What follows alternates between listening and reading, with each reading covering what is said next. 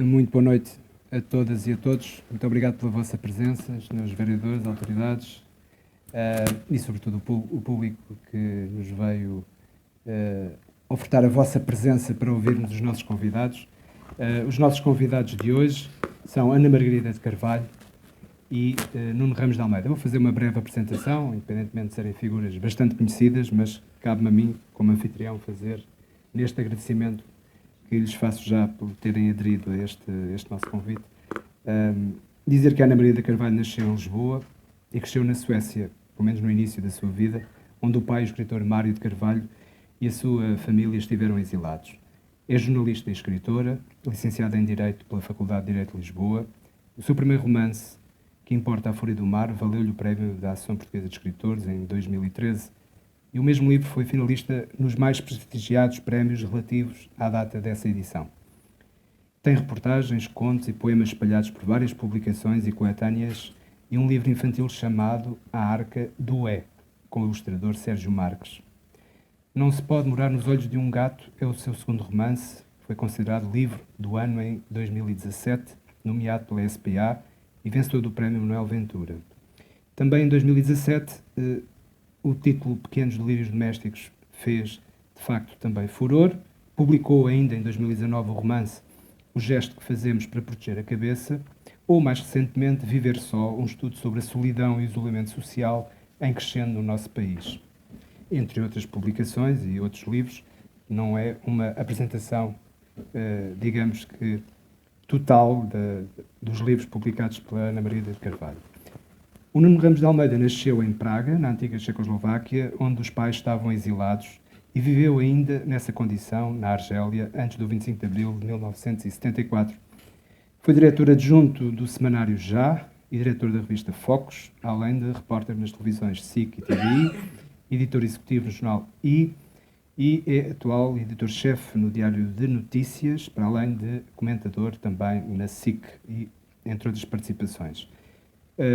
Em primeiro lugar, dizer que é um gosto poder receber-los nestes Diálogos de Abril e dizer também que aquilo que me motivou a convidar-vos para termos aqui uma conversa convosco é a vossa condição de filhos de exilados políticos que, antes do 25 de Abril, viveram experiências naturalmente diferentes e que vos marcou significativamente, independentemente de estarmos a falar de serem digamos, crianças. O próprio Nuno nasceu mesmo em Praga, em contexto de exílio político dos pais.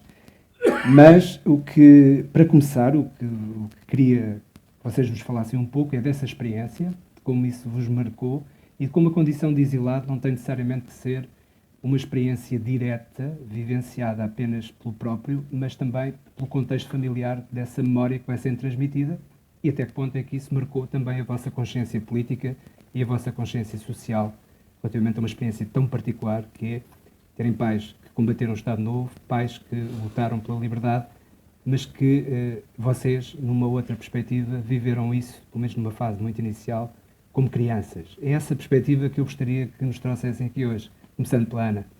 Começando por mim.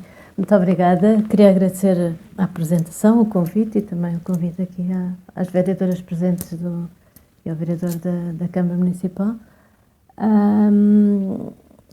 Bom, eu acho muito bem que se continue a dialogar Abril, né, em várias perspectivas. Na perspectiva das crianças, houve casos bastante mais dramáticos que o meu e, porventura, que o do Nuno, que ele irá contar. Eu não sei exatamente como é que foi. No meu caso, o que se passou teve alguma influência na minha vida, apesar de, como eu lhe disse, ter sido muito, muito precoce. As minhas memórias eram memórias muito infantis. Portanto, o que aconteceu foi que o meu pai foi preso. O meu pai era militante do Partido Comunista, foi preso. Primeiro foi para Caxias. Eu não me lembro nada da prisão de Caxias, porque era muito pequena, mas já me lembro qualquer coisinha da prisão de Peniche. Portanto, o circuito era mais ou menos este. Enquanto os presos estavam a ser torturados, o meu pai teve uma tortura de sono bastante forte, embora já estivéssemos na fase do marcelismo, não é? e o meu pai era estudante, enfim, não houve casos bastante mais dramáticos. De qualquer das formas, o circuito era este, os presos estavam em situação em sessões de tortura e depois iam para Caxias e eram chamados outra vez para António Maria Cardoso e estavam naquela situação. E ainda me lembro de terem ido eventualmente visitar o meu pai a Caxias, mas já não me lembro. O que eu me lembro é da fase seguinte, quando eles eram condenados. O meu pai teve 2 anos preso, em Peniche. Aí fomos mesmo morar para lá e as minhas memórias começam vagamente aí. Portanto, para terem uma ideia, meu pai fez o serviço militar, esteve ausente, meu pai esteve preso. Eu só conheci o meu pai no exílio, de que já iremos falar. Porque até então o meu pai era uma figura que estava do outro lado do espelho, os parlatórios eram assim, era um corpo dividido ao meio, não é? Só conhecia o meu pai da cintura para cima. Não sei que contactos é que poderíamos ter, provavelmente, na verdade o que eu me lembro de Peniche era uns bichinhos muito particulares que nunca mais vi na minha vida. Eu tenho um olhar muito miúdo, interessa muito pelas coisas pequeninas e é normal que as crianças que estão muito perto do chão também se interessem.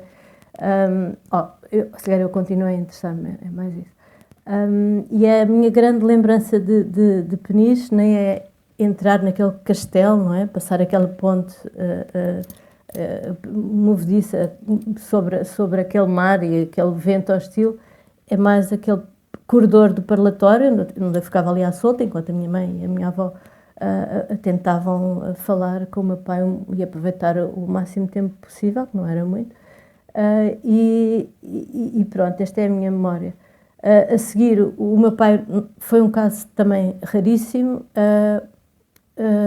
Ele conseguiu, através de uns recursos, através de uns pedidos especiais e de uma intervenção do João dos Santos, não sei se sabem, aquele pedagogo que era amigo da família, era amigo do meu avô e pai da minha tia, e conseguiu sair mais cedo, porque o que acontecia é que as pessoas eram condenadas, mas depois a prisão perpetuava-se por medidas de segurança, portanto poderia estar lá muito mais tempo. Saiu e nesse momento é que ele decide.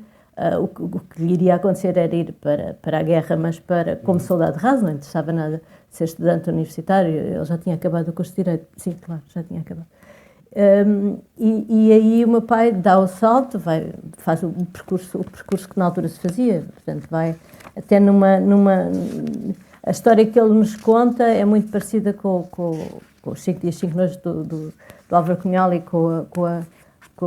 depois com o filme que está bastante bom, do José Fonseca Costa, em que está uma pessoa em verdadeiros apuros e muito desorientada e nas mãos de um passador, em que se passa os rios a pé e se vai para sítios escondidos e se faz entra-se por várias encruzilhadas e estradas, que eram as antigas estradas usadas pelos contrabandistas, penso eu, coisas meio ocultas. Meu pai finalmente consegue passar a Espanha, consegue chegar a Paris e aí dá notícias e eu penso que é só aí que ele consegue arranjar documentos falsos. Documentação não, ele tinha documentos falsos e só aí consegue ter um passaporte que lhe permite pedir asilo político na Suécia e tem. E aí o meu pai vai para a Suécia com esse estatuto. E já lá estavam. A minha família foi bastante massacrada no Estado Novo. O meu avô esteve preso, o meu tio, enfim.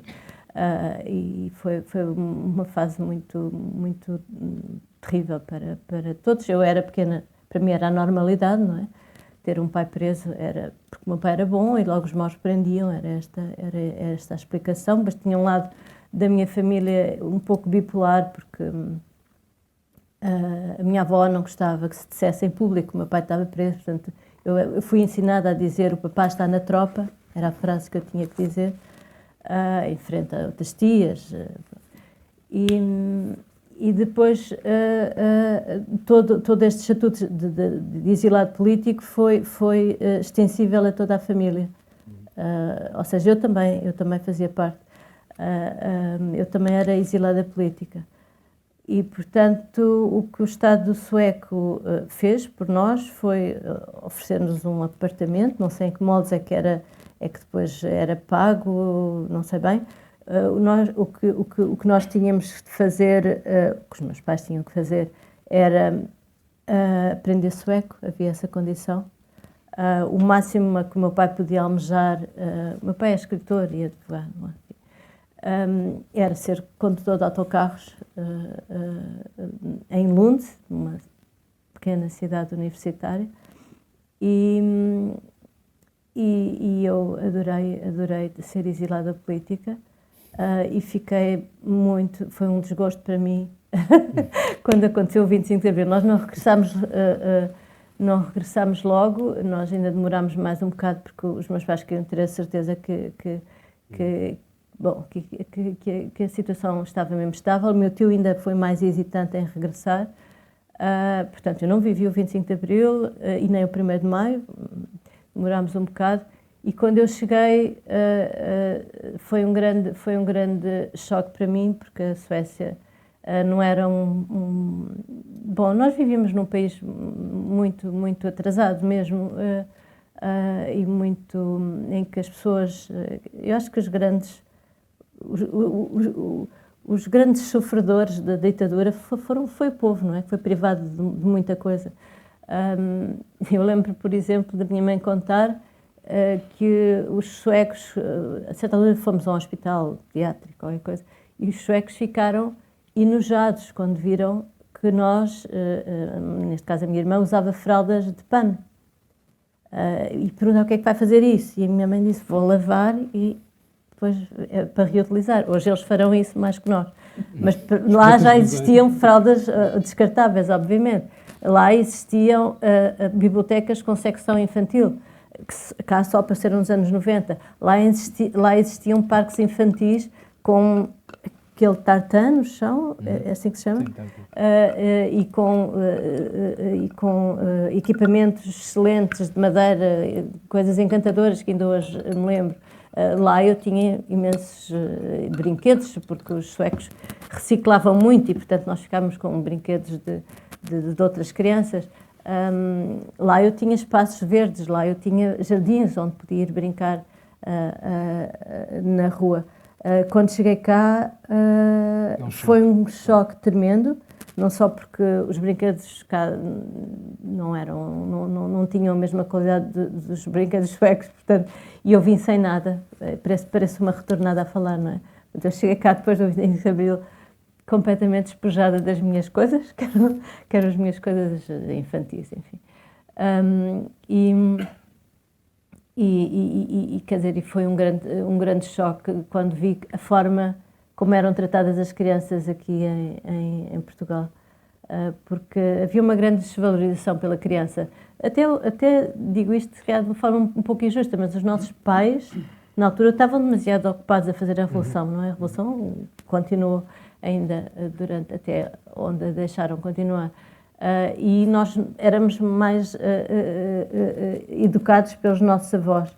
E eu lembro-me perfeitamente de ver crianças descalças na aldeia da minha bisavó, que era em Santa Combadão.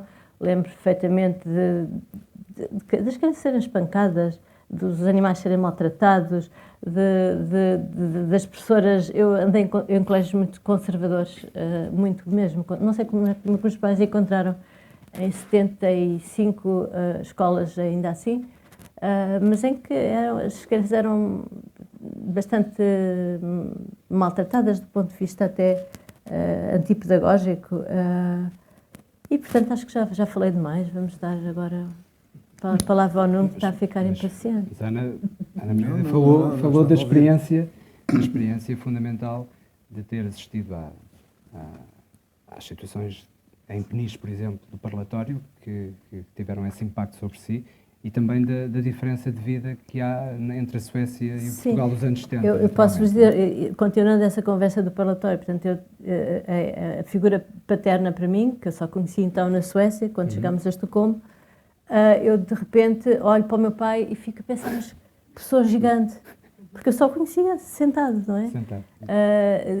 Eu lembro-me de uma única visita presencial, mas foi muito curtinha. E porque eu era daquele género de crianças que foge, às vezes há umas assim, fogem, sabe-se lá porque eles já estão a correr. Então eu fugi também no dia dessa visita, que era preciosa, tinha que haver uns pedidos especiais e vieram os meus avós. Ia chamar a fuga de Peniche. E eu já estava a fuga de Peniche, pela praia fora, não sei onde é que eu ia, e portanto eles só me apanharam no final da visita. E, portanto, foi o único contacto físico que eu tive com o meu pai. E depois foi em Estocolmo, quando também fugi por aí fora no aeroporto. E o meu pai é que me encontrou e me agarrou e fiquei a olhar. Lembro dele ter aqueles gorros de neve muito, muito grandes e muito, para mim aquilo foi muito espantoso, mas o que me custou, de facto, foi o regresso. A alegria dos meus pais foi o meu desgosto. Muito bem. Passamos agora para o Nuno Ramos de Almeida, que o pai Pedro Ramos de Almeida, também dirigente do PCP e combatente antifascista, obviamente, e que também tem Tito Moraes, também como avô. Quer dizer, há uma tradição familiar. Aliás, a família do Nuno Ramos de Almeida é uma família de grande amplitude na oposição e de vários quadrantes da esquerda, mas de vários quadrantes na política portuguesa. E teve também uma experiência, também com uma idade, apesar de tudo, um pouco mais velho, não é? Conseguiu ter essa experiência. Primeiro, nasceu em contexto de exílio e, portanto, tem a marca de ser um checoslovaco ou um checo. Acho que é checoslovaco que se diz. Mas... Ok. Mas não. E pronto, queria que nos falasse um pouco de Chequia. Agora é Chequia, Chequia. sim. Que há uns tempos era a República Checa e foi na Checoslováquia. Sim, nasci na Checoslováquia. Nesse contexto político muito concreto. Nasci num país que não existe, não é? Que neste momento não existe. Mas a cidade existe e é lindíssima. É, mas eu prefiro Berlim, mas isso é outra coisa. Mas eu achei muito engraçado a descrição da Ana, porque ela tem mesmo olhar, não de jornalista, mas de escritora, aquela do pai ser metade, não é? É uma imagem muito, muito curiosa. A minha família... Dos 8 filhos do meu avô materno, 7 estavam no exílio. E a minha tia, quando o meu avô esteve deportado, uma figura, o meu avô foi fundador do Partido Socialista, esteve deportado, teve muito mais condições em Angola, foi salvo e depois foi exilado para Roma. Mas a minha tia, irmã mais nova da minha mãe, a família dividia-se entre socialistas e comunistas, não se dividia, mas eram socialistas e comunistas, e a minha tia era dirigente para a Associação dos Liceus e foi presa dentro do avião quando tentava fugir para a Suíça para ir ter com o meu tio. E foi interrogada na PIDE e o PIDE disse-lhe que o seu avô é republicano, o seu pai é socialista, você só pode ser comunista. E, portanto, isto resumia um bocadinho aquilo que era...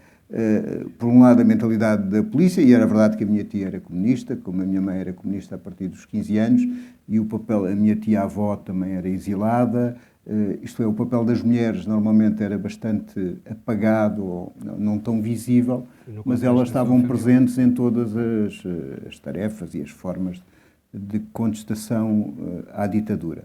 Eu nasci na Checoslováquia, do qual não me recordo nada. O meu pai e a minha mãe eram funcionários do Partido Comunista e havia um conjunto de organizações de frente do Partido Comunista, tanto dos sindicatos como dos estudantes, como da juventude, que tinham sede em Praga.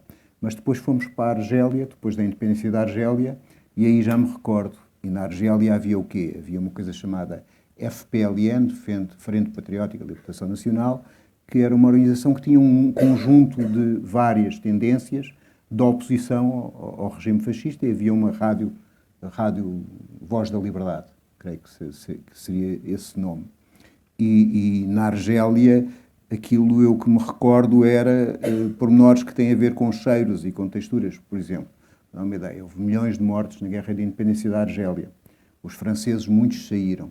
E os prédios que nós fomos viver, com o apoio, na altura, do presidente Ben Bella e das autoridades argelinas, eram prédios que tinham sido franceses e agora estavam argelinos. Acontece que os argelinos não estavam habituados a viver em prédios, aquilo era uma novidade.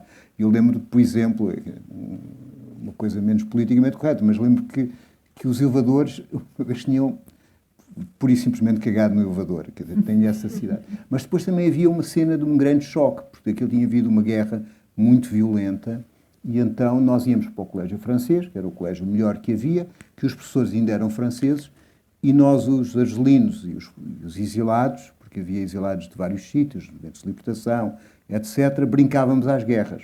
Resultados, os franceses davam-nos uma carga de pancada, os professores, monumental. E nós fazíamos queixa aos pais, porque eles não acreditavam que nos batiam, e eles negavam completamente e ameaçavam-nos com os cães. Bom, resumindo e concluindo, a gente criou uma espécie de movimento de resistência e mandámos uma pedrada a uns gajos que nos estavam, umas reguadas, uma pedrada. Mas isto era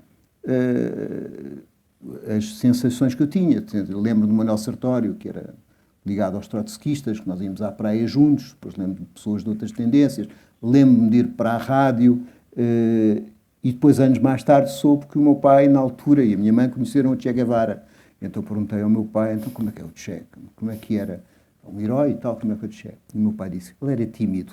Basicamente ele não falava muito. Porque na Argélia havia uma coisa que, acho que é tricontinental, portanto houve uma reunião entre os movimentos de libertação dos vários países e da oposição portuguesa. Portanto, houve uma espécie de reunião dos movimentos de libertação e da oposição portuguesa para... havia ali... A Argélia ficava como uma espécie de sede alternativa dos movimentos de libertação. Eu estava lá desde o Amílcar Cabral, passou por lá o Agostinho Neto, passou uma série de gente de movimentos de libertação de vários países, não só os países portugueses, de expressão portuguesa, e de movimentos revolucionários. E depois, na Argélia, eu passei para a França, porque o aparelho de suporte do Partido Comunista era feito pelo PCF. O PCF tinha um conjunto de casas onde a gente circulava com identidade falsa. Na altura, os documentos não deviam ser grande coisa, porque a minha mãe também ajudava a falsificar documentos. Não é? A gente passava com documentos falsos. Eu, por exemplo, tinha um nome que era Sérgio, não era o meu nome, e nessa altura soube que íamos entrar em Portugal clandestinos. Portanto, o partido tinha alterado as funções. O meu pai era representante do partido na Frente Patriótica de Libertação Nacional, sucedeu ao Pedro Soares, que morreu depois logo do 25 de Abril,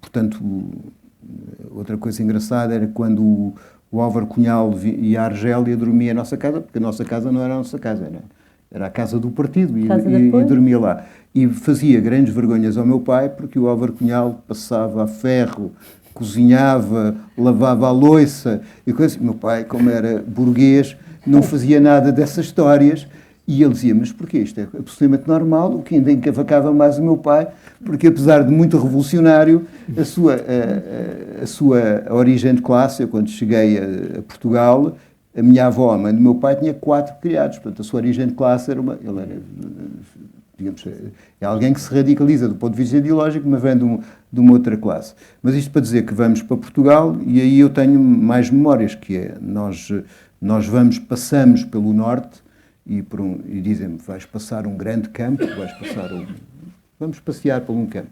Só que aquilo tinha para uns 30 ou 40 quilómetros, e então a certa altura caí, desmaiei, e o meu pai levou-me às cavalitas, o caminho todo.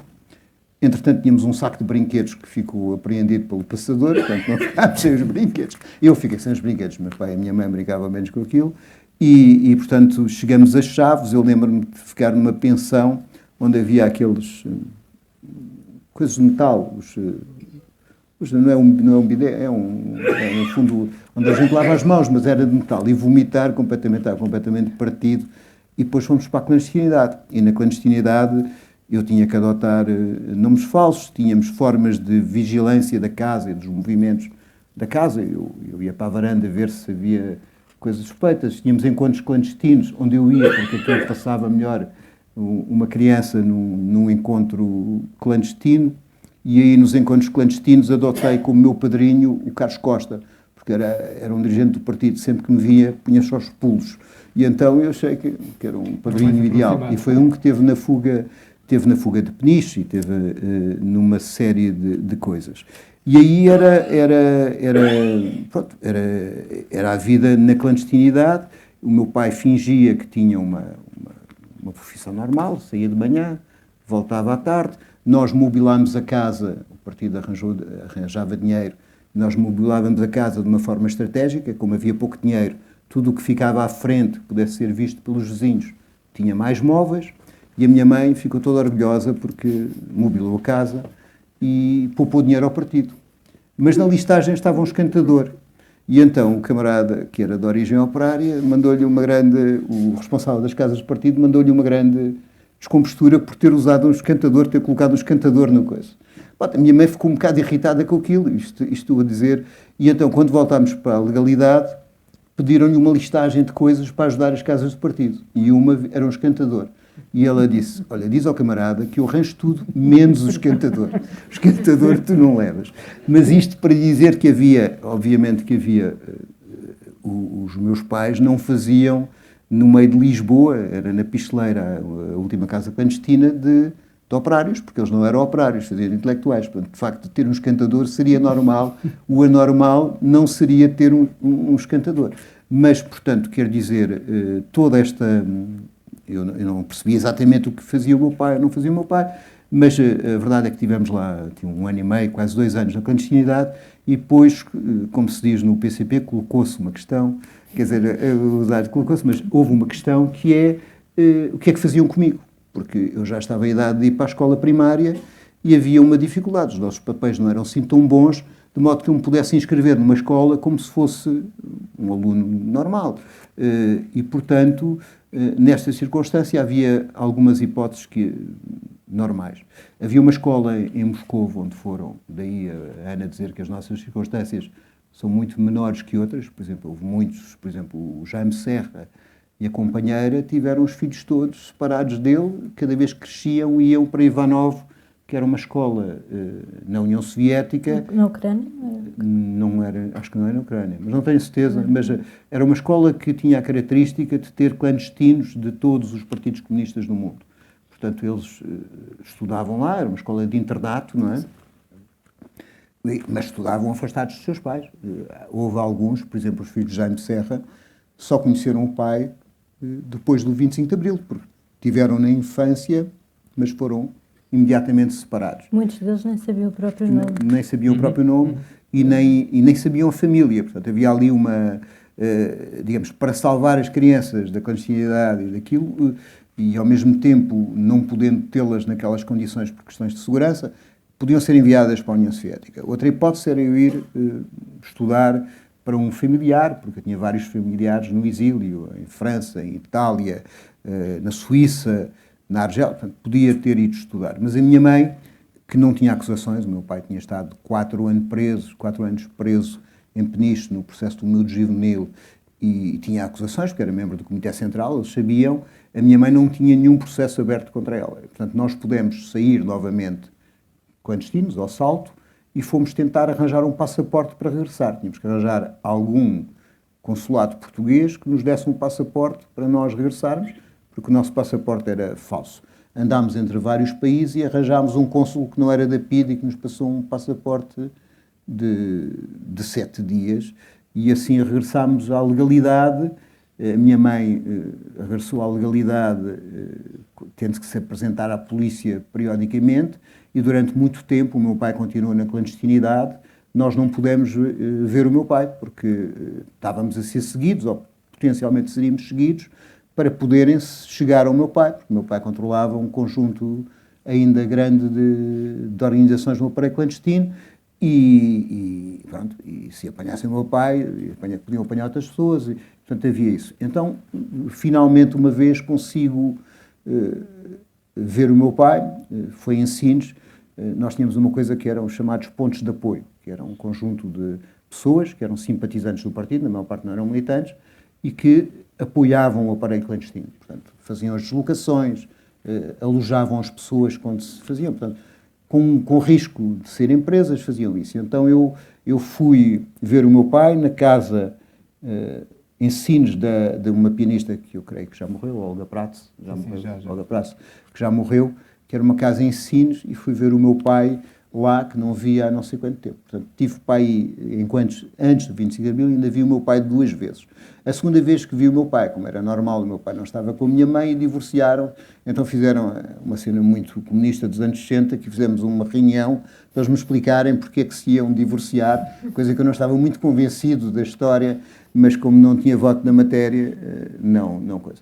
E depois, a partir daí, passei a ver, já havia as coisas, aquilo quando era na clandestinidade, nós dividíamos entre os bons e os maus, ou os feios e os bonitos, que também era outra coisa. O que é que são os pitos, como é que os cuidados é que a gente tem que ter, o que é que se vai fazer, o que é que não se vai fazer. E, portanto, quando chegou o 25 de Abril, eu ainda consegui participar em algumas coisas antes, mesmo sem idade nenhuma. Por exemplo, eu sou a razão que a minha mãe consegue chegar ao Congresso da Oposição Democrática, porque quando houve o Congresso da Oposição Democrática em 73, a polícia cercou todos os acessos e não deixava as pessoas entrar. Simplesmente eu estava no carro, lá com as amigas da minha mãe, elas pareciam um bando de criaturas jovens burguesas, e eu estava vestido literalmente a palhaço. Tinha um blazer com um brasãozinho, uns calçõezinhos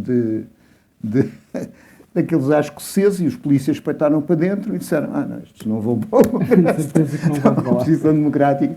E lá entramos. E já apanhámos depois da romagem do Mário Sacramento, exatamente, e onde houve uma carga policial brutal, onde, na altura disseram que houve mortos, mas eu não tenho, já fui tentar verificar, mas houve uma carga policial brutal, e pronto, e depois lembro de fazer as coisas da CDE, lembro de distribuir coisas nos cestos da escola da CDE, lembro-me de ir à sede da CDE, está escrito, tínhamos estado numa caravana que tinham sido apreendidos os carros, nas eleições de 73, e de estar escrito...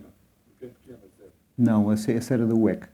Era Febo Muniz. Em 69 é que era... Não, é 70... Não, 73 acho que era já o Febo Muniz, que durante muito tempo ficou a sede da coisa. E estava escrito na parede: podes voltar, os carros estão já disponíveis, porque a polícia tinha apreendido isso. E depois chegou aquele dia do 25 de Abril, uma animação em casa, toda a gente, coisa, eu não podia sair, não me deixavam, só lia os jornais e tentava ler e perceber o dia do 25 de Abril, que ainda me deu uma grande vantagem, porque quando eu cheguei à escola, houve um tipo que quis discutir comigo que o Sporting tinha perdido 5-3, porque eu era do Sporting. E eu disse: ouve lá, houve uma revolução e tu estás-me a chatear com a porcaria do Sporting. Pronto, e foi isto, mais ou menos, em resumo rápido e acelerado. Muito bem. Mas a partir dessa experiência, também queria que vocês nos dissessem, ao nosso auditório, como foi também ter esse contexto familiar, no sentido da formação e da consciência política, obviamente, e isto para depois passarmos para as relações que há da experiência concreta daqueles que lutaram contra o Estado Novo. Vocês são de uma geração que bebe dessas referências e que naturalmente isso forma também a vossa forma de olhar para os assuntos políticos e sociais do nosso país e para o desenvolvimento de uma consciência política, mas também tentar perceber como é que isso se vai transformando, por exemplo, para a relação com os vossos filhos, quer dizer, com os vossos descendentes. É um pouco isso, porque no fundo aqui nós não estamos a falar com alguém que viveu diretamente o combate político, mas que viveu uma atmosfera muito concreta, embora enquanto crianças, de situações que também expressam essa dimensão de luta, ainda mais em duas famílias onde isso aconteceu com intensidade, e no caso do Nuno Ramos de Almeida a coisa era mais extensa do ponto de vista familiar, mas como é que, por exemplo, vocês passaram essa consciência, essa leitura das condições políticas do nosso país antes do 25 de Abril e a vossa experiência enquanto crianças e depois jovens ativos no pós-25 de Abril, e como é que vocês passaram, por exemplo, aos vossos descendentes? Eu acho que aqui vocês são uma geração de passagem, digamos assim. Percebem onde eu quero chegar? Que Sim. viveram a condição de exilados, mas depois vieram viver no vosso crescimento enquanto jovens, já a plena afirmação dos valores de Abril e depois o processo de democratização do nosso regime político. Sou eu. Sim. No fundo, o que não disse, como nos era explicado, era muito fácil. Quer dizer, eles eram os maus, nós, a nossa família, os nossos amigos eram os bons. A minha maior perplexidade foi quando eu cheguei à escola e vi meninos cujos pais não tinham sido presos. E fui ter com a minha mãe e disse: mãe, ao meu lado está uma menina que é fascista. Portanto, isto é uma visão absolutamente muito inicial, não é? Mas a palavra que usou de atmosfera, essa atmosfera esteve sempre muito presente. As crianças acabam por captar as coisas, não é? Eu tinha um desinteresse profundo pelo mundo dos adultos. Não me interessava nada. Era uma criança que devia ser um bocadinho chatinha. Hoje sou uma adulta adorável, mas quando era criança tinha até um certo distanciamento, gostava-me a ter que cumprimentar, a ter que aparecer, era muito bicho do mato, mas detectava coisas, não é? Por exemplo, a minha mãe, eu não sei se isto é uma memória falsa, mas eu talvez tenha a sensação que me lembro da vez em que prenderam o meu pai e revistaram a casa inteira. Portanto, a presença dos PIDs em casa da minha avó vivia numa casa fantástica, na altura nem tinha noção, mas era um palácio com jardim, uma casa muito grande. E a revista, a passagem dos PIDs pela casa, eu tenho a sensação que me lembro da presença deles lá, dos gritos da minha mãe, da minha avó a guardar livros na banheira, de uma pressa, de uma grande urgência, de uma aflição, de uma grande agressividade, disso da minha mãe a gritar e eu fiz este introito de dizer que não era uma criança adorável, porque eu não me relacionava bem com estranhos e os PIDs pegaram-me ao colo e eu estendi os braços. E a minha mãe disse: como é que fizeste isso? Eu era porque tinha 2 anos. Como é que pudeste fazer isso? Nunca vais para o colo de ninguém e vais para o colo dos PIDs. Portanto, esta era um bocado a história. Depois, lembro-me quando estava zangada, dizer à minha mãe, isto era uma coisa que eu dizia como vingança, dizer: mãe, vais ver, quando eu for grande hei de ser fascista. Não se confirmou. Continuo a ser e sempre fui do mesmo partido. Não me inscrevi no PCP há muito tempo, inscrevi-me no tempo da Troika, quando achei que já estava a ser tudo demasiado aviltante. Mas lembro-me, por exemplo, de outra atmosfera em Peniche, vivíamos numa pequena casa de pescadores, que era o que Peniche era isso. E a certa altura a minha mãe parte de qualquer coisa e tem um ataque de choro. Isto a mim foi muito forte para mim, porque de facto ver assim um adulto chorar, as crianças é que choram, não é? E obviamente que o choro da minha mãe, eu devo ter percebido que não tinha a ver com a coisa partida, tinha a ver com qualquer coisa mais forte que estava por trás. E depois era esta bipolaridade quando nós regressamos, que é se calhar somos um bocadinho parecidos, apesar de não saber, quer dizer, parte da minha família era uma família extremamente conservadora. A própria minha avó, de vez em quando, dizia coisas que todos nós ficávamos assim um pouco chocados. Não tinham um grande enquadramento ideológico, a minha avó do lado da minha mãe. O meu avô talvez tinha, o outro meu avô da parte do meu pai, absolutamente sim, e esteve preso no Aljube, coitado, foi terrível. Mas ele, naquela altura, faziam coisas como exibir as crianças na sala, não é? Para os outros familiares, e diz: oh, Ana Margarida, agora cantas aí uma música. E punham-me a cantar músicas que sabiam que os outros tios não iam gostar, portanto usavam-me um bocadinho como... E então eu ia cantar as gaivotas, ou avante, ou sei lá, essas coisas que eu ia aprendendo. Mas isso eu sentia essa atmosfera dos meus tios, que eram pessoas que vinham das colónias, que depois votaram em partidos bastante à direita, bastante mesmo, agora não sei o que é que vota, nem quero saber. Mas havia também há uma zona em Lisboa que há uma espécie de um socioleto, uma maneira de falar, e os meus pais queriam tanto distanciar-me dessa realidade que, por exemplo, eu não podia chamar tio. A palavra tio tem uma conotação, não sei se... Sim. Portanto, eu não chamo tios aos meus tios, chamo pelos nomes próprios, e só chamo tios aos tios que não são meus, que são do meu marido, porque é suposto.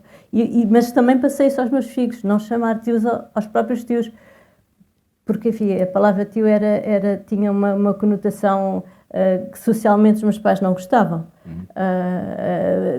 Os modos de tratamento, se um adulto me dirigia por tu, eu tratava por tu, nem que fosse a minha bisavó que tinha quase 100 anos. Depois havia coisas difíceis, tipo o que era um senhor, o que era um homem, o que era um homenzinho. Lembro-me dessa dificuldade. Aquele senhor não sei o quê, o senhor da mercearia, aquele é um homem, aquele é um homenzinho. E, portanto, eu convivia com todas estas perplexidades, com um certo embaraço da minha avó e do outro lado da família, e com essa reação da minha mãe de contrariar. Por exemplo, minha mãe vestia-me de calças, recusava o cor-de-rosa, não queria que eu seguisse nenhum estereótipo. E isso depois torna-nos pessoas ou crianças um pouco diferentes. Por outro lado, não sei, acho que tenho algumas ambiências de alguma alegria, de alguma alegria que eu pressentia nos adultos, não é? Porque na altura cantava-se muito em conjunto, tocava-se guitarra, que é uma coisa que eu só depois voltei a encontrar na adolescência. Lembro dos meus pais estarem com amigos numa praia, despirem-se todos, eram os anos 70, coitados, eles eram novíssimos, despiram-se todos e foram para as ondas, eu fiquei ali a gritar sozinha, e portanto isto eram momentos de grande liberdade, não é? Que eles finalmente puderam usufruir, de cantarem no carro, de cantarem, tudo isto também marcou muito a minha infância. Mas, como digo, depois acabei por ter este contacto muito negativo com a escola, muito negativo com estas realidades mais rurais, que eram... Eu passava férias com os meus... Os meus avós eram lisboetas, mas tinham essa casa da minha bisavó numa aldeia, em Santa Combadão, onde... Aí era mesmo um Portugal, parecia que o 25 de Abril não tinha passado por lá, quer dizer, a pedofilia do padre... Eu era só avisada, não antes, ao pé daquele senhor padre, mas era só isto, era apenas uma recomendação e uma risota associada. E as crianças havia um alcoolismo tremendo, as crianças eram muito maltratadas. Em relação aos meus filhos, quer dizer, os meus filhos são muito... eu tive muita sorte com os meus filhos, porque...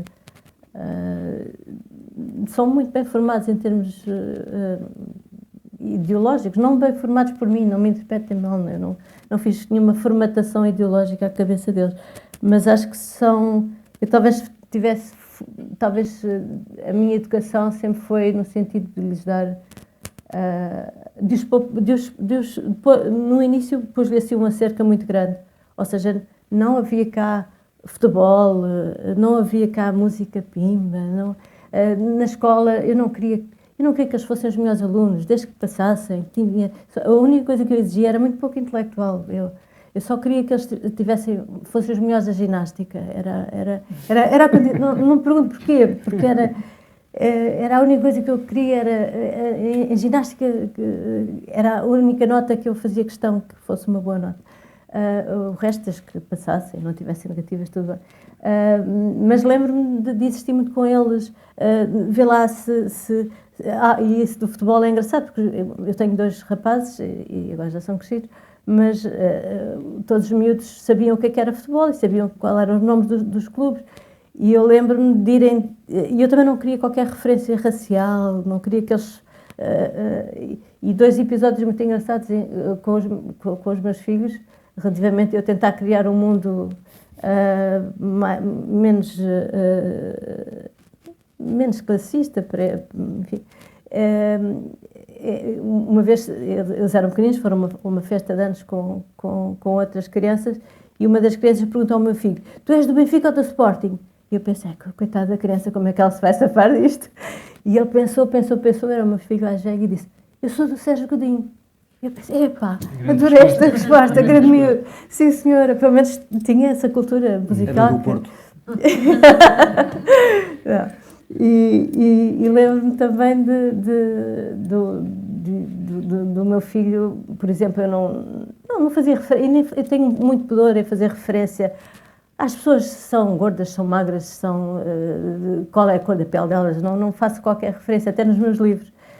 E fiquei muito orgulhosa quando nós tínhamos uma babysitter que era da Guiné, e eu sou absolutamente deslavada, portanto era óbvia a nossa diferença de cor de pele, e mostrei uma fotografia de uma filha bebê, quando era bebê, com essa babysitter, e ela estava com ele ao colo, e perguntei quem é, e ele disse, é o Mi e a mamã.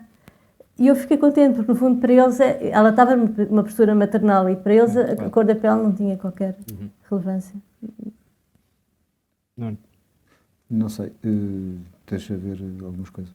Eu lembro de uma experiência que tive na clandestinidade, e já escrevi uma vez sobre isso, era que nós tínhamos um móvel na sala, que era uma daquelas espécies daqueles armários que servem para bar, mas que lá dentro tinham um conjunto de prendas, porque tinham-se arranjado na legalidade prendas para as crianças que estavam na clandestinidade. E o circuito das prendas passava por aquele sítio. E daí eu escolhi uma prenda e as outras seguiram para os outros. Isto para dizer que eu não tinha muito consciência, porque a nossa vida era bastante isolada, mas essas coisas, e depois os encontros que os meus pais tinham que ter, políticos, etc., e coisas, criavam mais do que uma questão política, uma questão ideológica, embora eu discutisse ou conversasse sobre as questões políticas, discutisse a mais-valia a partir o conceito de mais-valia a partir dos papos secos, portanto eu consegui isso aos 10 anos rapidamente explicar a mais-valia. Apesar dessas coisas, aquilo que era mais marcante era a ideia de comunidade, era a ideia de pertencer a um grupo de pessoas que estavam irmanados pelas mesmas convicções e que tinham esta dimensão fraterna de estarem lado a lado. E isso, digamos, é uma coisa que vai para além da clandestinidade e para além de antes do 25 de Abril. Eu lembro que uma das coisas que eu gostava no Partido Comunista era quando a gente frequentava cursos de quadros, que antigamente era num palacete no Lumiar, agora já se pode dizer, a gente ia vendados, mas agora já se pode dizer que foi vendido.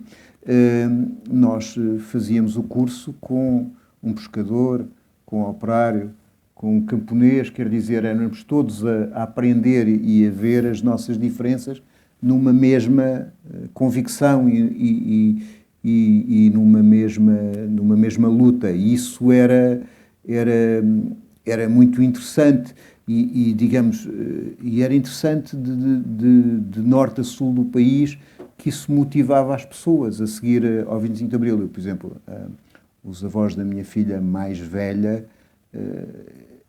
ela era camponesa e ele era pescador, e depois foram vereadores em Sines e viviam num bairro literalmente de barracas, eles viviam de coisa, e só, digamos, aquilo havia uma ética, havia qualquer coisa, eles só foram para uma casa quando conseguiram distribuir casas a todas as outras pessoas. Portanto, havia ali uma convicção, um compromisso, uma entrega que tem a ver também com o período revolucionário. Quer dizer, eu costumo dizer que aquilo funciona um pouco como uma paixão, não é? Depois o problema é, depois da paixão, se conseguimos manter o amor ou se conseguimos manter a amizade e o compromisso, porque aquilo de facto, de repente, aquilo foi por aí acima.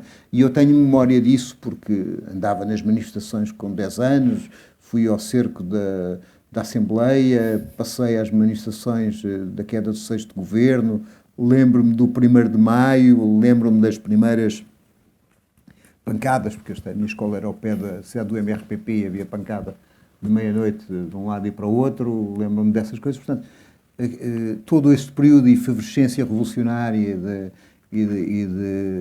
também morava perto da RTP, no 25 de novembro vi sair os carros da EPAM para ocuparem a RTP, e depois lembro-me de ver a emissão de televisão que foi interrompida pelo filme do Danny Kaye, havia uma emissão do Duran Clemente a falar. Portanto, havia aqui uma grande efervescência, havia uma grande criatividade, havia assim, milhares de pessoas na rua, uma nuvem de tabaco enorme. Se vocês virem os debates o célebre debate entre o Mário Soares e o Álvaro Cunhal, impressionante, o Parlamento tinha coisas engraçadas. Acho que o Álvaro Cunhal fumava? Não, mas os jornalistas fumavam. Os jornalistas fumavam durante toda a emissão. Aquilo era uma loteria, mas quer dizer, aquilo era uma nuvem de fumo, e depois era um país que estava a descobrir tudo. Eu achei muita graça um filme que há do Filipe Costa. Ele tem um filme fantástico a partir da herdade da Torre Bela. Ele faz um filme sobre o filme, mas tem um outro muito engraçado que é sobre o sexo, que é quando vêm os estrangeiros para as cooperativas. Não era Alentejo, porque aquilo é em Aveiras. É um filme absolutamente fantástico. Não, sim. Com prazer. Sim, é esse. Com prazer, meus camaradas. E depois é muito engraçado, porque ele tem um truque cómico que é os próprios representam a eles como se fossem jovens, mas já com a idade que têm. E depois na parte final tem coisa. Portanto, há ali um conjunto de descobertas do ponto de vista erótico, do ponto de vista sexual, do ponto de vista político. Quer dizer, o mundo ali teve uma enormíssima transformação. As estreias de filmes que tinham sido censurados. Claro, o Último Tango em Paris, quando há o 1º de Maio, não lembro se no 1º de Maio no Império, que agora é o Universal do Reino de Deus, estava o Coraçado de Ponta em Pequim, ou estava o Último Tango em Paris. Sim, mas vê-se nas fotografias. Vê-se nas... Mas é assim... Sim, mas tu não foste ver o Último Tango em Paris. Não. Mas fui ver quando trabalhava na festa, fui ver os 120 dias de Sodoma do Pasolini quando tinha 14 anos, e ainda hoje não consigo ver Pasolini. Mas isto para dizer que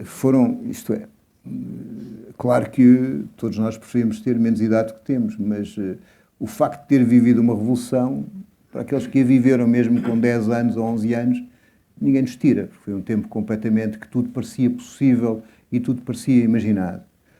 Em relação às minhas filhas, eu tenho 2 filhas, infelizmente não fui capaz de lhes dar os valores certos, nenhuma delas é dealer, são todas artistas, não vão ganhar a vida, vai ser uma desgraça, mas eu nunca acho, como é que é dizer, eu nunca as politizei, elas chegaram às conclusões que chegaram por elas, e chegaram muito em relação aos exemplos das mulheres, das famílias delas, isso é que é interessante, quer dizer, isto para dizer, por exemplo, a minha mãe tinha um papel na clandestinidade que parecia um papel menor, que era a pessoa que fingia, ela era de facto companheira do meu pai, mas ela fingia uma família normal burguesa, onde as mulheres não tinham em Portugal o grau de autodeterminação que tinha outros países.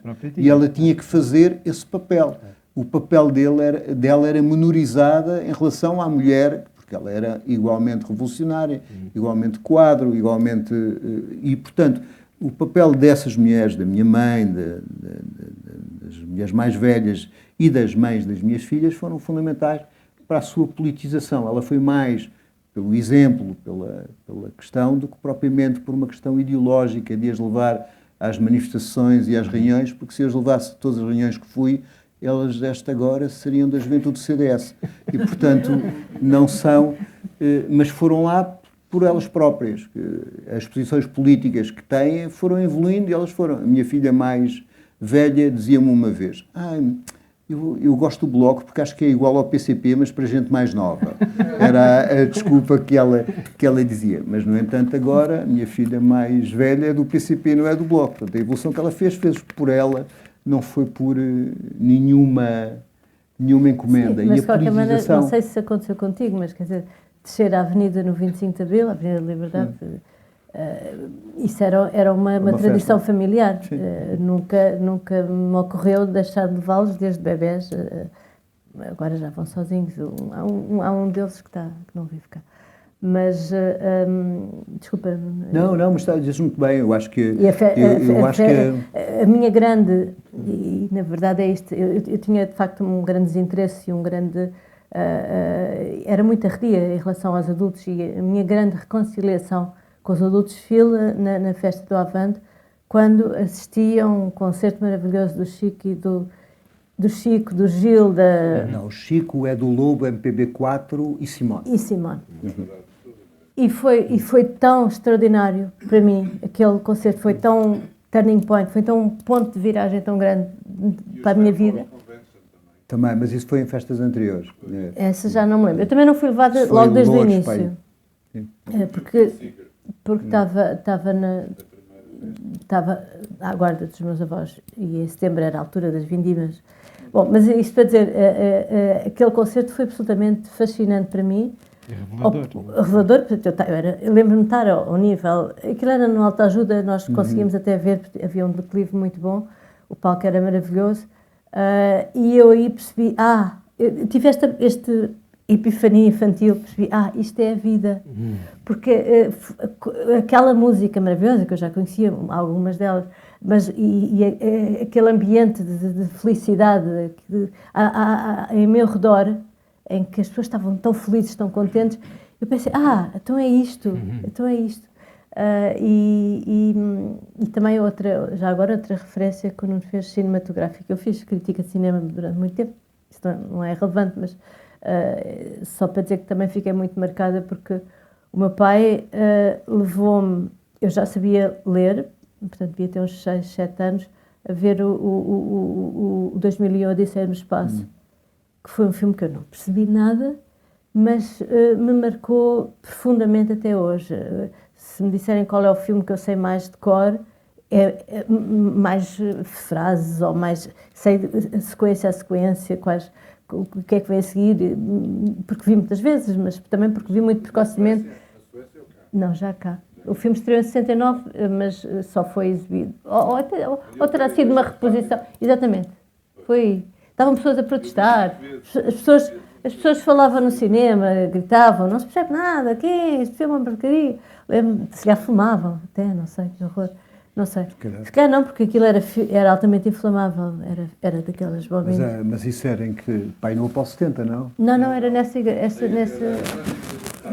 Havia um cinema. Foi o início da TV. Ok. Foi o início da TV. Sim. Alfa, sim. Bem, o nome do cinema não, mas foi esse filme que me fez reconciliar com este mundo dos adultos, muito incompreensível, mas absolutamente fascinante para mim, e também me levaram a um filme do Woody Allen, e eu aí, isto já é demais, porque eles falavam sobre coisas que eu não percebia, nem me interessava nada, mas agora adoro o Woody Allen. E depois, o que eu nunca perdoei aos meus pais foi não me terem levado ao último concerto do Zeca Afonso no Coliseu. Isso achei imperdoável. Não os perdoo um dia de ser fascista. Mas já tinhas que idade nessa altura? Já não me lembro, não podia ir sozinha, não era autónoma. Mas antes de passarmos a algum comentário também do auditório, eu ainda tinha uma última questão a lançar-vos, que é... Aliás, há pouco falei um pouco disso, mas vocês, não sei se foi de propósito ou se foi porque a conversa foi por outro caminho.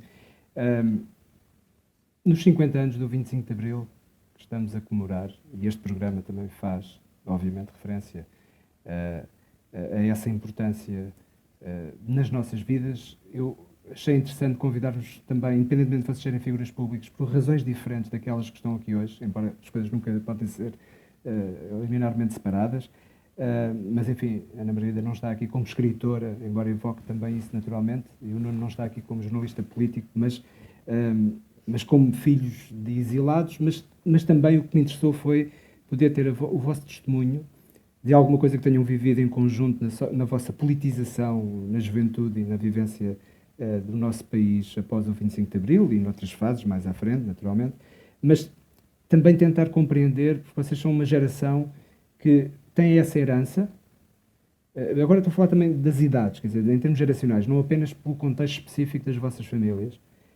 E como é que lidam com isso relativamente àquilo que são os 50 anos do 25 de Abril, todas as dificuldades que vamos enfrentando também naquilo que são os resultados eleitorais, que é quase incontornável essa referência, apesar de estes debates não remeterem para isso, mas remetem no sentido em que estamos a um mês, praticamente, de fazer a evocação concreta de 50 anos do 25 de Abril, e vocês são de uma geração que pega e que viveu, em parte, ainda esse momento do pós-25 de Abril, embora muito miúdos, mas ainda assim a viver, como o Nuno referiu, que ninguém quer ser mais velho, mas apesar de tudo ter vivido, mesmo com 10 ou 11 anos, o período revolucionário deixa marcas. Mas qual é o nosso papel da vossa geração?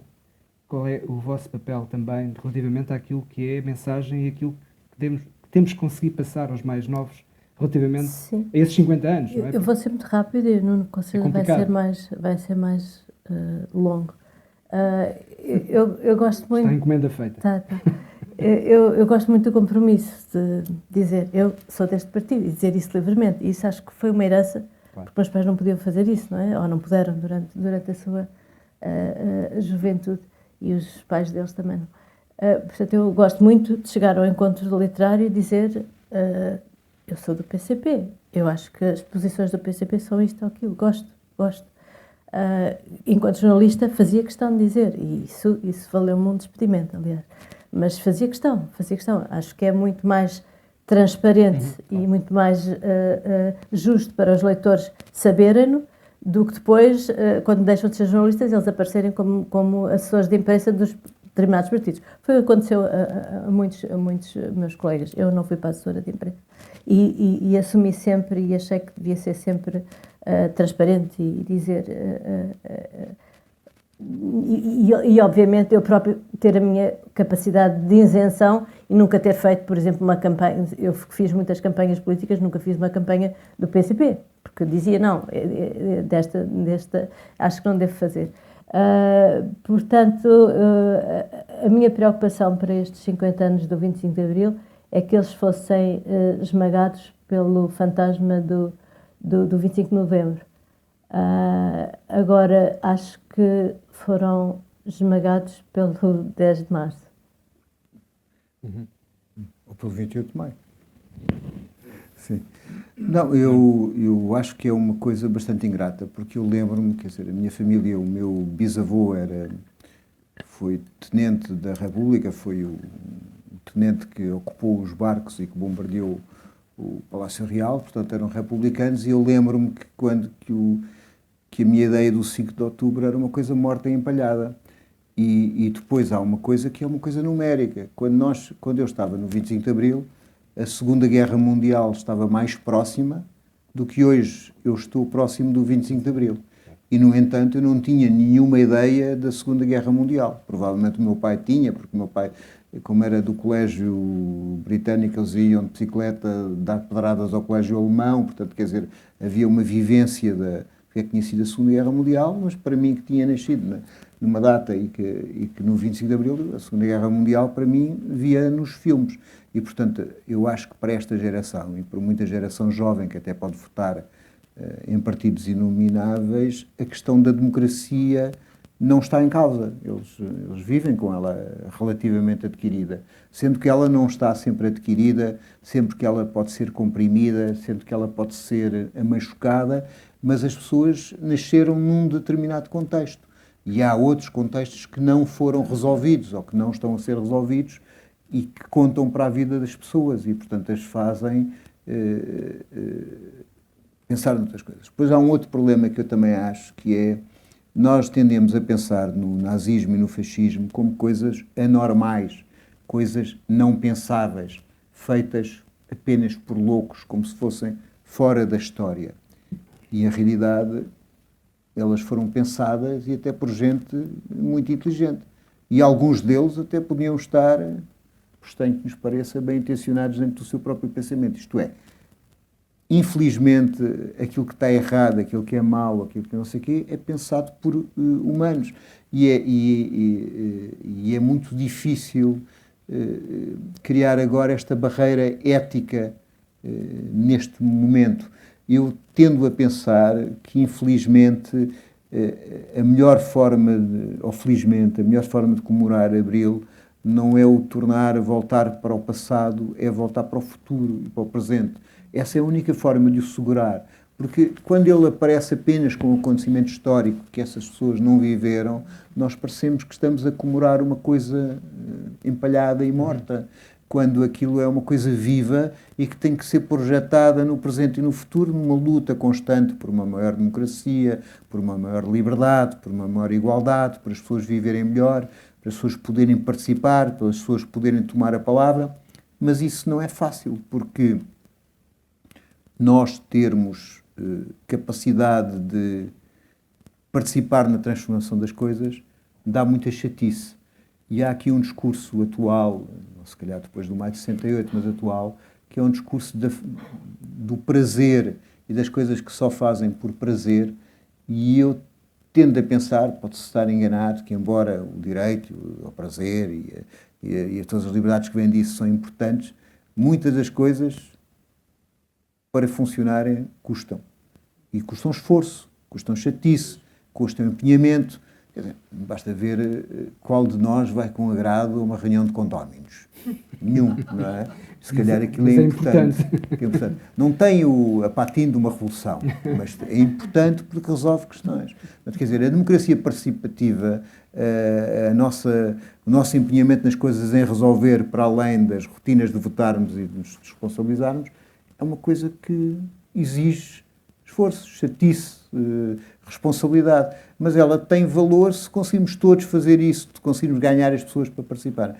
Isto para dizer que eu acho que a grande luta no 25 de Abril é fazer 25 de Abril hoje no sentido de revolucionar e não deixar como coisa que tem que ser assim aquilo que está mal. Isto é, não é normal as pessoas trabalharem e não terem dinheiro para comerem e para alugarem uma casa. Isto não é normal. Não é aceitável. Quer dizer, nós temos que achar que isto é uma normalidade tão grande que temos que transformar isto. E eu acho que esta é a questão. Uma coisa muito engraçada que eu me lembro sempre, que é a dimensão do sonho e depois a dimensão quando levas com o fim. Eles fizeram um inquérito a seguir ao 25 de Abril nos bairros sociais, como é que as pessoas queriam a casa, como é que queriam viver. E as pessoas falavam de casas com piscina, com não sei o quê, com não sei o que mais. Uns anos depois, a revista do Zenha, que era uma revista chamada Plural, fez o mesmo inquérito. E as pessoas já só queriam um quarto. Portanto, quer dizer, isto é uma coisa limitativa. As pessoas têm todo o direito a sonhar, a ir mais além. E essa é o 25 de Abril. O 25 de Abril foi um momento em que tudo parecia possível. E se calhar muita coisa era possível. E não conseguimos ali, mas podemos conseguir mais à frente. Muito bem. Agradeço para já, dizendo que 2, 3 questões no máximo, não é tanto comentários ou observações, mas questões que queiram colocar aos nossos convidados.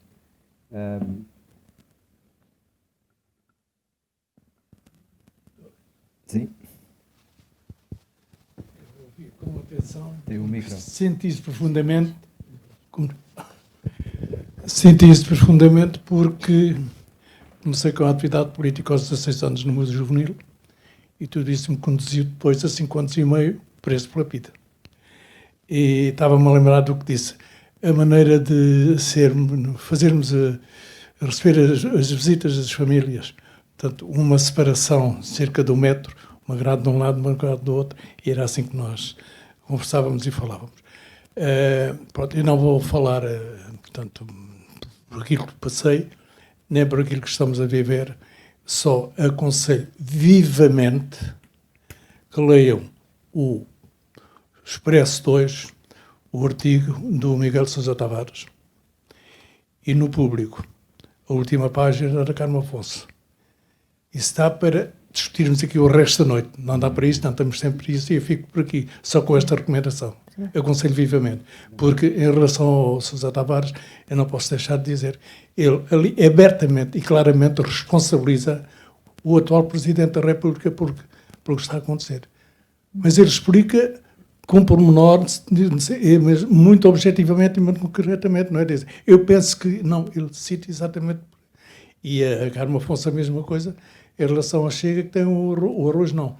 Tem a franqueza de dizer, eu, quando esse partido foi constituído, eu defendi a sua ilegalização, porque as coisas não estavam de acordo com a Constituição. Eu também sei, porque eu li o programa desse partido e era uma coisa terrível. Era privatização, desde a saúde até às escolas e tudo mais. O programa já não é o mesmo, está alterado, claro, evidentemente e obviamente. Desculpa, era só isto. Obrigada. Aqui mais duas questões e são as últimas.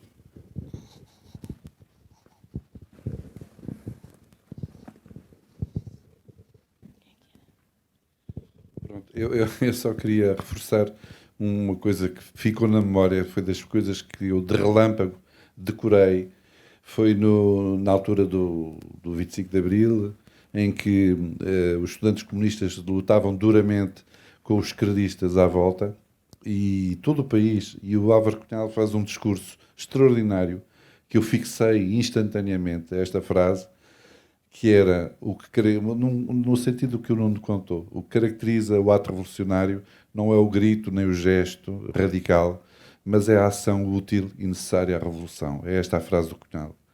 E eu decorei instantaneamente, e é isso, por isso é que nós estamos, o 25 de Abril é o futuro, é fazermos os atos úteis e necessários à revolução. Isso é que é necessário, não é? E num outro aspecto, eu estou convencido que o Abril é suficientemente forte para acomodar o 10 de março, apesar de ter sido um resultado que nos leva a pensar como é que nós chegámos aqui, como é que o país chegou aqui, não é?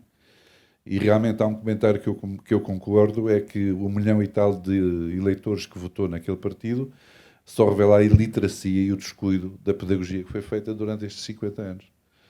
Mas o que caracteriza o ato revolucionário é termos a ação útil e necessária para acabarmos, para esclarecermos e para discutirmos esses assuntos e melhorar o país, claro.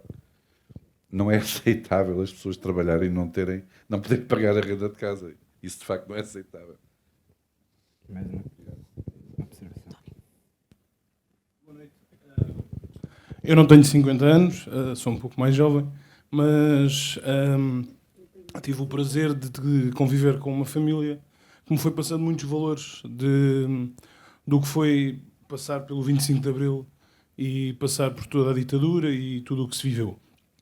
E aquilo que eu queria referenciar, e acho que a importância que estas conferências, estes colóquios, esta transmissão de sabedoria daquilo que se vive e que se viveu e que ainda se está para viver, porque eu acho que não é só comemorar os 50, é preparar os 51, os 52, os 53 e não deixarmos de comemorar o 25 de Abril, que eu não vivi, mas fui educado a viver, e acho que o importante de tudo isto, e porque sou pai e tento passar alguns valores daquilo que não vivi, mas ouvi e depois li e depois quis informar-me mais, era aquilo que eu senti como estudante, já quando frequentava a escola, não se falar do 25 de Abril como se deveria, de não dar uma importância à nossa história, àquilo que foi o 25 de Abril, nem que fosse para libertar a educação.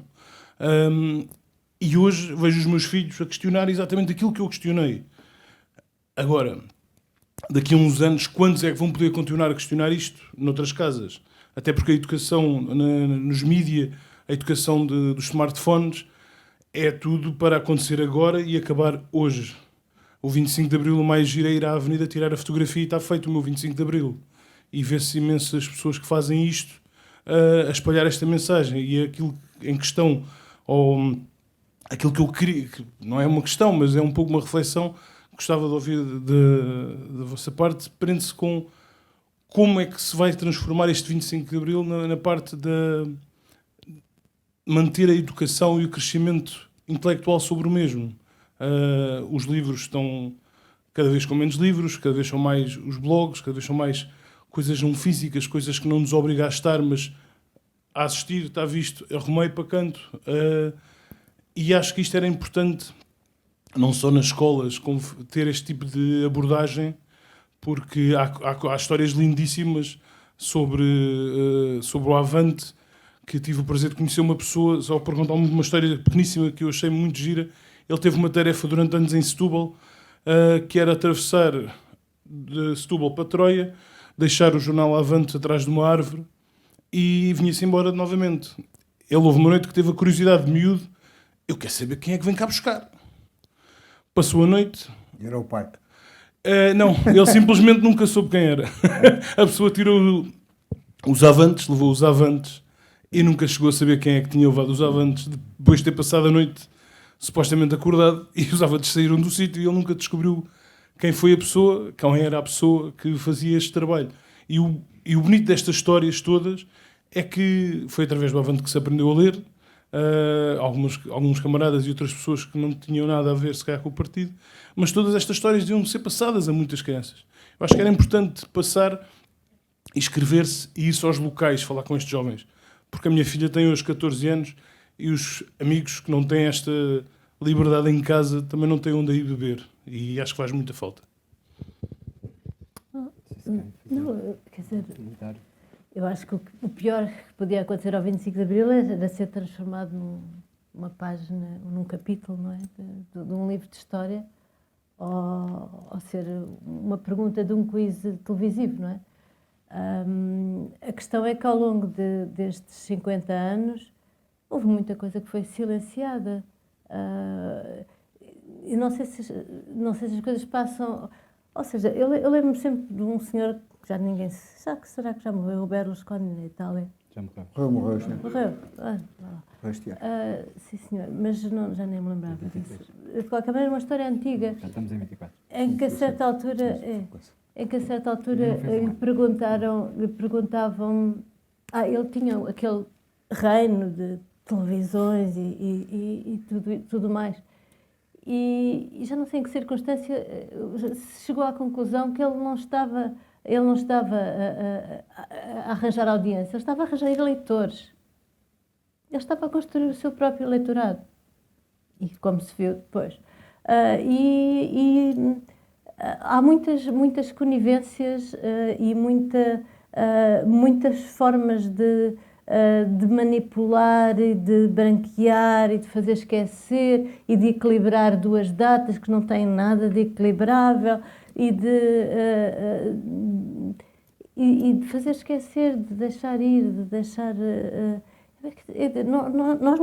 Nós tivemos de facto esse ponto de luz, foi uma revolução sem quase mortos. Os mortos que houve foram feitos pela PIDE. E de facto foi uma revolução que os estrangeiros ficam maravilhados, uma revolução das flores, é uma coisa incrível. E temos que ter orgulho nos nossos pontos de luz, porque o resto da nossa história é uma coisa, é uma história muito terrível. Quer dizer, porque é que nós havendo esta tendência de extrema-direita na Europa, porque é que nós havíamos ser diferentes? Nós tivemos 48 anos de fascismo, tivemos uma série de ditaduras atrás disto, tivemos 300 anos de Inquisição, uma Inquisição ferocíssima. Quando se fala sempre da Inquisição espanhola, mas é só porque Espanha é mais conhecida. A nossa Inquisição foi terrível. Nós fomos um povo, tivemos de facto aquele feito incrível de andarmos por aí em cascas de nozes a correr o mundo, mas depois também teve, como a Sofia de Melbrein dizia, tudo o que é belo tem assim um monstro suspenso. Portanto, houve um monstro suspenso e um lastro muito negativo nessa história, nomeadamente o tráfico de 5 milhões de pessoas que nós fizemos da África. Nós éramos um povo traficante de humanos e muito recentemente, eu penso que até foi no livro dos meus filhos, os meus filhos estão agora nos 20 e tais anos, ainda se diz, nos livros de história, a pergunta era, o que é que os portugueses foram fazer aos territórios descobertos, conquistados e descobertos. E a resposta correta era, iam buscar especiarias, iam buscar marfim e mão de obra. Na mesma, a linha A, a linha B, a linha C. Nós chamávamos aos seres humanos escravizados mão de obra. Agora, no século XXI. Portanto, é isto. Sou eu? Neste caso, não é mal. Mas tivemos coisas boas também, que se eu estou a ser injusta, também não fomos... fomos os últimos, fomos um dos primeiros a abolir a pena de morte. Uma coisa boa. A escravatura também aqui acabou mais cedo no Brasil, foi muito tardio, por exemplo. No Brasil foi no século XIX, eles têm sempre familiares que foram escravos. Mas o nosso racismo foi longuíssimo e ferocíssimo. Quer dizer, o que nós fizemos nas colónias, a maneira como nós tratávamos, não eram escravos, quer dizer, não sei se não eram. Estão aí. E isto da democracia, tudo isto é muito difícil, como dizia o Nuno, isto é muito difícil. Fácil é a ditadura, é mandar e já está. A democracia exige negociação, exige consenso, exige largar de um lado para abrir do outro, para apanhar do outro. É tudo uma coisa. E a nossa civilidade, digamos assim, o nosso humanismo é assim, é um esmaltezinho. É um esmaltezinho. Qualquer coisa lasca. E a nossa crueldade e a nossa selvageria vem ao de cima. Por isso é que é difícil de manter. Não? Para fechar. Eu acho que nós verificamos agora que é uma espécie de... Digamos, havia uma história muito engraçada do Benjamin, que dizia que a história não é una, tem uma série de rios, não é? E há um rio vencedor e há um rio vencido, e aquilo resolve-se quando o rio daqueles que são oprimidos e explorados for recuperado, não é? Como se fosse, no fundo, aquilo joga-se também no passado e não só no futuro e no presente. E o que acontece é que hoje verificamos que o 25 de Abril e quem combateu pelo 25 de Abril e as pessoas que o fizeram é deturpado em relação aos vencedores da atualidade. Os vencedores não é o governo do Partido Socialista, não é dito dessa forma, mas há um vencedor hegemónico da atualidade que tem uma leitura da história feita no presente que tenta deturpar aquilo que foi feito no passado. Tenta dizer que em Portugal que comunistas e fascistas eram iguais, houve uns que se bateram pela liberdade e houve outros que oprimiram, se calhar dirá que foi a Ação Nacional Popular, a União Nacional que fizeram a transição e que se não houvesse revolução aquilo ia normalmente, e não é verdade, e portanto quer dizer, há permanentemente uma batalha pela história e uma batalha pela memória, e nós temos que mantê-la com várias opiniões, mas refletindo em relação àquilo que foi de facto o passado, porque senão vamos acabar em coisas muito más. Obviamente que pode haver razões para isso, isto é, quando nós vemos as repúblicas bálticas da ex-União Soviética, a questão nacional faz com que eles recuperem como heróis tipos que combateram nas divisões SS. Agora, é aceitável que eles queiram a independência ou que queiram a sua história em relação a saírem da União Soviética ou da Rússia? Isso é aceitável. É aceitável que para isso eles recuperem divisões SS e tipos que combateram ao lado do Hitler? Isso não é aceitável e, portanto, tem que se conseguir dar a história com conta, peso e medida, isto é, tem que se conseguir dar também o lado daqueles que bateram contra o nazismo, aqueles que bateram contra o fascismo, o que é que isso era, e conseguir mostrar o que isso é. E ter a consciência, que eu acho que isso é importante, e eu tinha dito há bocado, que esse combate é um combate sem fim, porque a opressão, a repressão, a guerra, a crueldade, não são coisas do passado, são coisas do presente. E elas vão existir sempre enquanto houver este tipo de regimes. Depois, uma coisa final que foi dita há bocado. Eu acho que eu estava há bocado a dizer uma frase do Álvaro Cunhal, ele tem várias, graças a Deus, mas eu acho que o gesto também tem muita importância. Acho que tem muita importância. E eu uma vez vi-o na Faculdade de Direito de Lisboa, a faculdade da Ana Margarida, e ele foi fazer um colóquio, acho que no ano 2000 e tal, até deu um livro. E então estava cheio de estudantes, e houve um estudante que lhe perguntou, foi depois da queda da União Soviética, se a vida dele tinha valido a pena, tendo ele sido derrotado, de facto, do ponto de vista histórico. E ele citou uma cena da mitologia grega, que é um homem, uma espécie de Job, mas é na mitologia grega, que é um homem em que cometem todas as injustiças. Massacram a família, fazem tudo de maldade, e ele, irritado contra os deuses que lhe fizeram isso, atira uma seta para o céu. E quando a seta vem com sangue. E então ele diz, bom, mesmo que a gente esteja de voltados, mesmo que a gente não sei o quê, qualquer esforço vale a pena, qualquer coisa se faz. Eu acho que o 25 de Abril é a mesma coisa. Muito bem. Eu quero agradecer, naturalmente, aos nossos convidados, agradecer também a vossa presença e o vosso entusiasmo e dizer que estes diálogos de Abril servem precisamente para pluralizarmos uma relação com a memória do 25 de Abril, projetando e ativando-a precisamente por sabermos, como o Nuno referenciou, o Nuno Ramos de Almeida disse agora na parte final, são sempre situações que não são do passado, são do presente e temos de ter consciência que terão que ser trabalhadas no futuro. E que, como a Ana também disse muito bem, dá muito trabalho a democracia, a pluralidade e a capacidade de entrarmos em diálogo uns com os outros, independentemente das nossas diferenças.